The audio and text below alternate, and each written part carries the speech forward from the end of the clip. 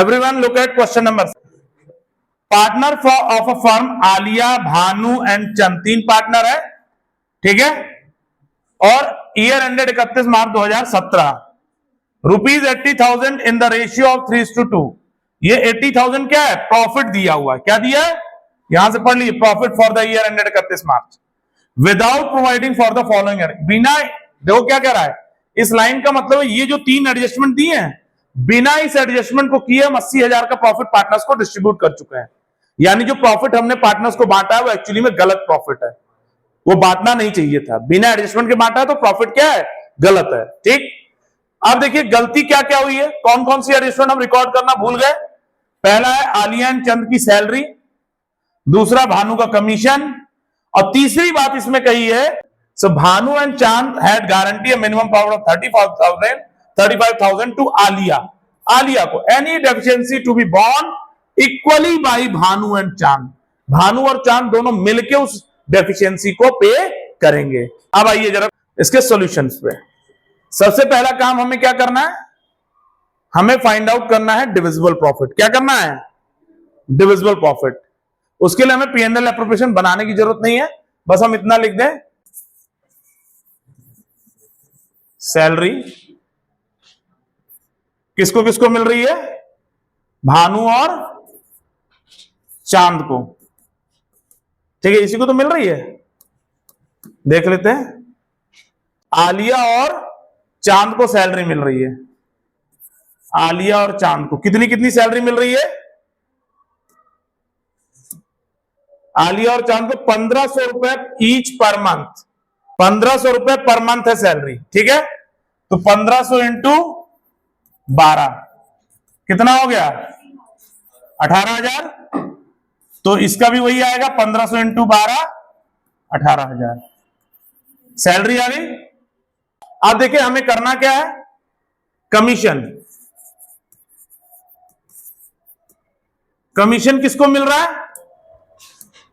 Bhanu was entitled to a commission of ₹4,000। Bhanu को 4,000 का commission मिल रहा है। कमीशन टू भानु कितना है? ₹4,000। अब बताइए टोटल कर लीजिए, इसको कितना आ रहा है? कर लिया, 36 + 4 40,000। क्लियर है यहां पे? तो ये क्या आ गया? फर्म एक्सपेंस आ गया। क्या आ गया? Firms expense. भाई फर्म पार्टनर को इतना पे कर रही थी, फर्म का एक्सपेंस हुआ कि नहीं 40,000। अब हमें क्या फाइंड आउट करना है? Divisible profit. क्या करना है? डिविजिबल प्रॉफिट कर लीजिए। फर्म का नेट प्रॉफिट कितना था? 80,000 माइनस 40,000 कितना आ गया? 40,000 आ गया डिविजिबल प्रॉफिट। Code out. अब हमें क्या करना है? This divisible profit will be distributed to the partners. इसको हम क्या करेंगे? तीनों पार्टनर्स को डिस्ट्रीब्यूट कर देंगे। तो कर दीजिए, distribution of divisible profit. Divisible profit, ठीक। कर लीजिए, कौन कौन है? आलिया, भानु एंड चांद। क्या है? 40,000 इंटू रेशियो क्या दिया आपको क्वेश्चन में? प्रॉफिट शेयरिंग रेशियो है आपका 3:2 ये है, ठीक। तो इसमें डिस्ट्रीब्यूट कर दीजिए 3/8। 8 5 जा 40 कितना आएगा? 15,000। 40,000 इंटू 3/8 कितना आ गया? 15,000। 40,000 इंटू 2/8 कितना आ गया? 10,000 आ गया यहां पे। अब हमने आलियाज डेफिशिएंसी निकालेंगे। किसकी निकालेंगे? आलिया की डेफिशिएंसी निकालेंगे, ठीक। तो आलिया की डेफिशिएंसी कितनी आएगी? 35,000 आपका गारंटीड प्रॉफिट है। गारंटीड प्रॉफिट कितना है? 35,000 माइनस एक्चुअल प्रॉफिट कितना है? 15,000 आलिया का। कितना है? 15,000 है आलिया का। माइनस कर दीजिए, कितना आया? 20,000। कितना है? And this deficiency will be paid by Bhanu and चांद। कौन पे कर रहा है? तो यहां हम कैलकुलेट करने, डेफिशिएंसी पेड बाई, ठीक, भानु एंड चांद। किस रेशियो में भानु और चांद पे करेंगे डेफिशिएंसी? इक्वल रेशियो में। लिखा है कि नहीं क्वेश्चन में? Bhanu and Chand has guaranteed minimum profit 35,000 to Alia, any deficiency to be borne equally by Bhanu and Chand. कैसे पे करेंगे? इक्वली पे करेंगे दोनों, ठीक। तो चलिए हम लोग इक्वली पे कर देते, तो निकाल लीजिए 20,000 डेफिशिएंसी आई थी इंटू 1/2, कितना आ गया? 10,000। 20,000 इंटू 1/2 कितना आ गया? 10,000। मिल गया, हमें मिल गई डेफिशिएंसी।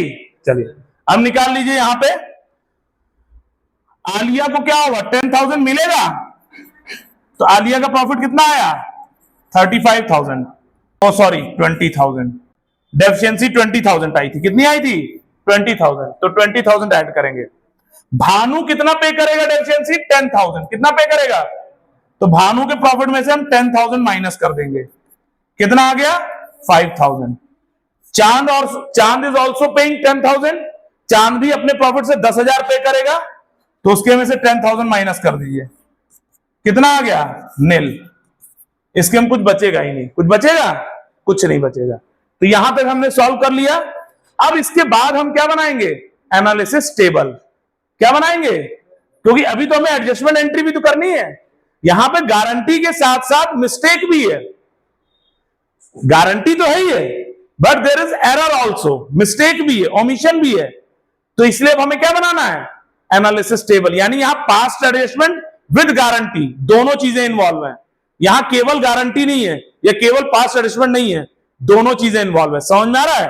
अब इसके बाद हम आते हैं एनालिसिस टेबल पर।